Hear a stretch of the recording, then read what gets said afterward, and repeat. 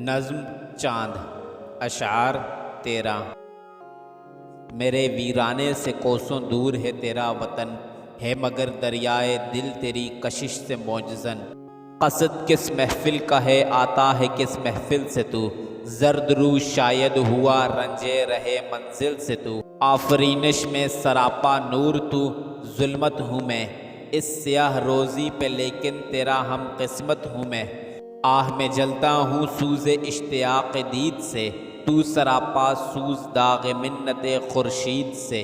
ایک حلقے پر اگر قائم تیری رفتار ہے، میری گردش بھی مثال گردش پرکار ہے۔ زندگی کی راہ میں سرگرداں ہے تو، حیراں ہوں میں تو فروزاں محفل ہستی میں ہے سوزاں ہوں میں رہے منزل میں ہوں تو بھی رہے منزل میں ہے، تیری محفل میں جو خاموشی ہے میرے دل میں ہے۔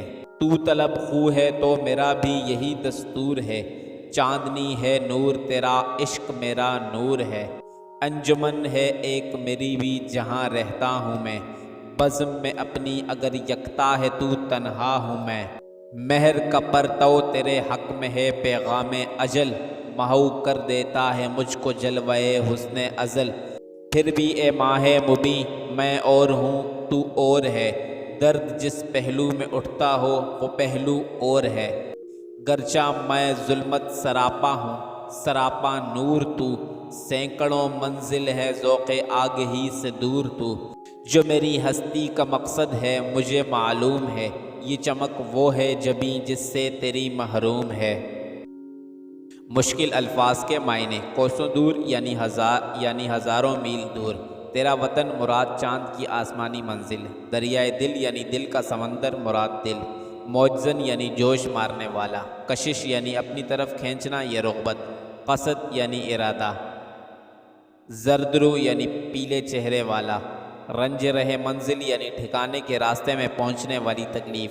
آفرینش یعنی پیدائش یا جسمانی لحاظ سے۔ سراپا نور یعنی مکمل روشنی۔ ظلمت یعنی تاریکی یا سیاہی۔ سیاہ روزی یا تاریک دن والا ہونا یا بدقسمت۔ ہم قسمت یعنی ایک سی قسمت یا مقدر والا۔ تشریح۔ اے چاند اگرچہ تیرا وطن میرے ویرانے سے ہزاروں کوس دور ہے، مگر میرے دل کا سمندر تیری ہی کشش کے باعث لہریں لے رہا ہے، یعنی تجھے دیکھ کر میرے دل میں جذبات کا طوفان اٹھتا ہے۔ اس شعر میں طبیعت کا یہ اصول پیش نظر رکھا گیا ہے کہ چاند کی وجہ سے سمندر میں لہریں پیدا ہوتی ہیں۔ تو کس محفل کی طرف جا رہا ہے اور کس محفل سے آ رہا ہے؟ تیرا منہ شاید اس لیے پیلا پڑ گیا ہے کہ لمبے سفر کی زحمت اٹھائی ہے۔ پیدائش کے لحاظ سے تو سراسر نور ہے اور میں اندھیرا، یعنی تو نوری ہے میں خاکی ہوں۔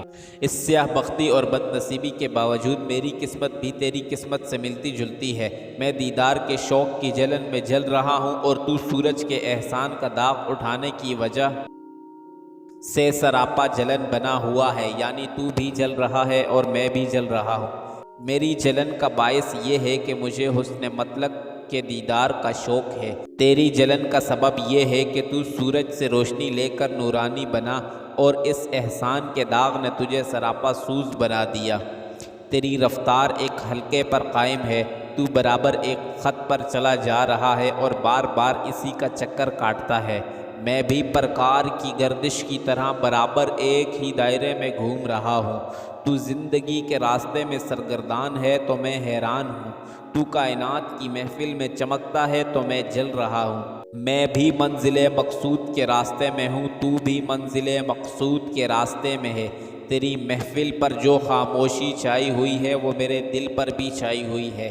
تو کسی کی تلاش میں لگا ہوا ہے، میرا طریقہ بھی یہی ہے، میں بھی تلاش میں ہوں۔ تیرا نور چاندی ہے میرا نور عشق ہے، جہاں میں رہتا ہوں وہاں میری بھی ایک انجمن ہے، یعنی میرے ارد گرد انسانوں کی کمی نہیں، لیکن جس طرح تو اپنی محفل میں اکیلا ہے اسی طرح میں اکیلا ہوں۔ تیرے حق میں سورج کی روشنی موت کا پیغام بن کر جاتی ہے، مجھے حسن ازل کا جلوہ مٹا دیتا ہے۔ یہاں تک اقبال نے اپنے آپ کو چاند کے مشابہ قرار دیا، لیکن اب دونوں کے درمیان بنیادی فرق واضح فرماتے ہیں۔ کہتے ہیں اے روشن چاند، ان یکسانیوں کے باوجود میں اور ہوں اور تو اور ہے، جس پہلو میں درد اٹھتا ہے وہ تجھے نصیب نہیں، وہ پہلو ادر ہوتا ہے۔ میں اگرچہ سر سے پاؤں تک اندھیرا ہوں اور تو سراسر نور ہے، لیکن تو آگاہی کے ذوق سے سینکڑوں منزل دور ہے۔ یعنی انسان میں آگاہی کا جو شعور ہے وہ چاند کو نصیب نہیں، بلکہ کائنات کی ہر شے اس سے بد نصیب ہے۔ آگاہی کی تشریح فرماتے ہوئے کہتے ہیں کہ میری زندگی کا جو مقصد ہے وہ مجھے معلوم ہے، لیکن اس چمک سے تیری پیشانی محروم ہے، یعنی تجھے اپنی ہستی کا مقصد معلوم نہیں۔ اگر آپ کو ویڈیو اچھی لگی ہے تو براہ کرم چینل کو سبسکرائب کریں اور گھنٹی کا بٹن دبائیں تاکہ ہر نئی آنے والی ویڈیو کی اطلاعات مل سکے۔ شکریہ۔ If you like the video, please subscribe to the channel and press the bell icon so that notification for each new upcoming video can be found. Thanks.